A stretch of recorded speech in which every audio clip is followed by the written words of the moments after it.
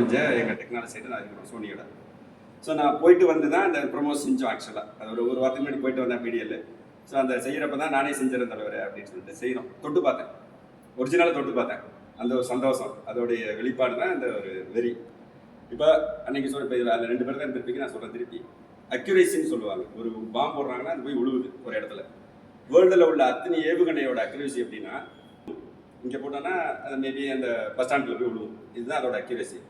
ஆனால் நம்மளுடைய ப்ரொமோஸோட accuracy 1 metre. 1 மீட்டர்னு நினச்சி பாருங்கள். இங்கேனா இங்கே தான் விழுவும், அந்த இடம் தும்சமாகும்.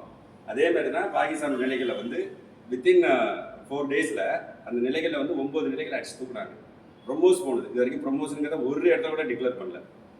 இந்தியாவோட ரெக்கார்டு படி அவங்க சொல்கிற ரெக்கார்டு, நம்ம வந்து திருச்சியிலையும் ஹைதராபாத்லையும் திருவனந்தபுரத்துலேயும் தான் மேனுஃபேக்சரிங் பண்ணுறோம் இந்த ப்ரொமோஸ். அவங்க சொல்கிற கெப்பாசிட்டி வந்து பர் இயர் வந்து 100 to 200 சொல்கிறாங்க, 100லேருந்து 200ங்கிறாங்க.